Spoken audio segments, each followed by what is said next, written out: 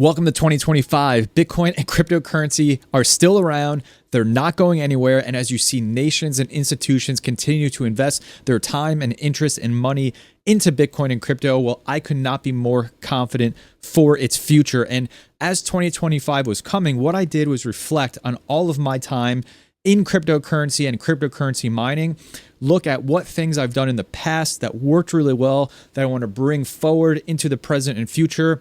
What things am I doing now that aren't working well that I want to adjust? And we're going to cover all those things in this video as I give you the 4 ways I'm going to continue to invest in cryptocurrency in 2025.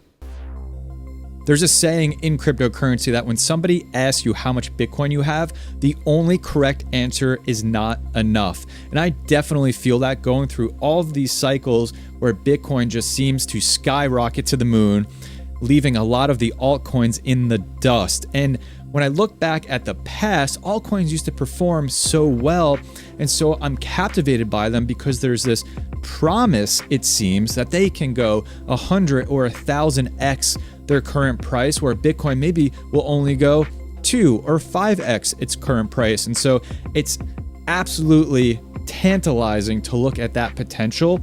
But every time I go through one of these cycles, I get sad because I just ultimately wish that I had more Bitcoin. And so what I did in the past as I entered into cryptocurrency was I took my cash from my paycheck and I would buy Bitcoin every week, $50 worth, no matter the price. And I started buying when it was at its all-time high way back then of almost $20,000, but I never turned it off. And I kept buying all the way down to $3,500 and kept buying and kept buying and kept buying. It just didn't even look at the price. It was scary. I was nervous, but it definitely paid off in the long term. Now, I did turn that off at some point when I started expanding my mining operation, because then I could mine Bitcoin or other altcoins with my hardware and convert them into Bitcoin. So then I was getting more and more Bitcoin without having to take that out of my paycheck. I was using my electricity and my hardware to do that. The landscape in mining is much different now. And so what I want to do is go back to taking my actual cash and buying Bitcoin. And so the way I'm going to do this is just like I did in the past, and that's called dollar cost averaging, where you're going to set recurring buys, set it and forget it, whether it's weekly, bi-weekly, monthly, whatever you want to do. Take your target amount of cash that you can spare and just buy Bitcoin, and buy Bitcoin, because again, you could just never have enough. The second way I'm going to get involved more into cryptocurrency in 2025 is allow my crypto to go to work and make more of itself. And I do this in a lot of different ways, and I have no plans on stopping, and I want to continue to expand. Some of my cryptocurrency is running on nodes for cryptocurrencies that support that. And in this case, it's running a node on their network and it's getting rewarded in that crypto, so getting more and more of itself. The other ways you can do this is through staking for platforms that support staking or projects that support staking. Again, allowing your crypto to stake to get more of itself. And then the last way you can do this is just like using a savings account in a traditional bank, where you can take your cryptocurrency, put it into a centralized platform, and allow it to gain interest on itself. Again, all of these ways are ways to have your crypto get more of itself instead of sitting in cold storage doing nothing. Though there is, of course, inherent risk in this, because in a lot of ways, you have to have it in a hot wallet on a computer, or you have to entrust it to a centralized exchange who's going to give you back that interest. So be wary if this is something you haven't done yet, and take the proper precautions.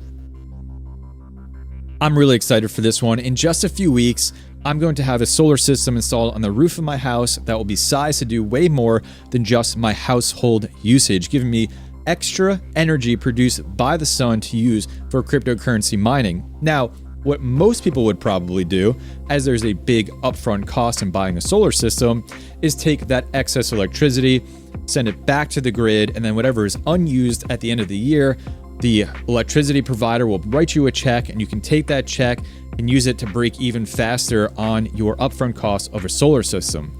What I think I'm going to do is use that excess energy to mine for free, and then hold on to that cryptocurrency, allow it to go up dramatically in value, hopefully, and then wind up doing much better in the long run than if I just use that to pay back to the grid and get a check for.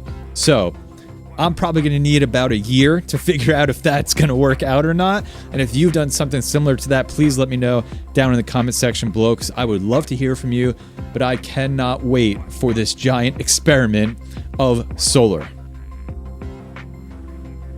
Now, I'm a cryptocurrency miner at heart, especially around GPU mining. It's what really got me involved in the space, allowed the creation of this channel. And as I look around, like, times are different. I have piles of GPUs sitting everywhere. I definitely have GPUs on in mining, but I have so many that are not, and they're ultimately not worth it anymore. And the landscape has changed. Now you have considerations for not only GPU, cryptocurrency mining, you have zero knowledge proof acceleration, and then you also have AI and machine learning and everything that is happening in that space. And so I need to set myself up to have equipment that is going to be good at all of those things. And so you might have a GPU like an RTX 3070 that's really efficient in mining, but can't do really anything for AI and machine learning, versus a 4090 and probably the upcoming 5090 that can do so much more in mining, and then also contribute a ton into AI, though it's a huge upfront cost and also uses a ton of electricity. So as I look at the space, I need to downsize, get cash on hand, and then invest that cash where it makes sense, which I definitely want to do into the 50 series of GPUs, at least one of each, and then perhaps a rig worth of whatever graphics card makes the most sense for all of those fields that I was talking about.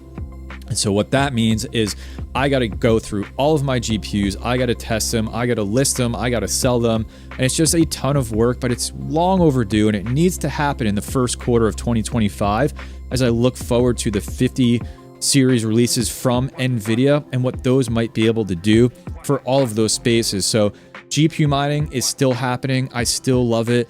Mining in general is still happening and I still love it. But just like any business, I need to assess where my costs are going to go, what inventory I need to dump, and then take all of that with me into the future so I can be a healthy and successful business and investment. So that's it. Those are the 4 ways that I'll be getting more involved into Bitcoin and cryptocurrency in 2025. But ultimately, I want to hear from you. What are you doing in this new year? Are you getting more involved into the DPIM projects? Are you going deeper into AI? Is there something that I talked about in this video that got you to think differently about your strategy in this new year? Let me know down in the comments section below. And if you haven't started mining Bitcoin yet, well, I have just the video for you. Click the video on the screen here where I'll teach you how to mine Bitcoin the easiest way with the gaming PC you have right at home. I'll see you in that video. Otherwise, smash the like button, sub to the channel, take care of yourself and each other. Have a great 2025. Thanks for checking out the video.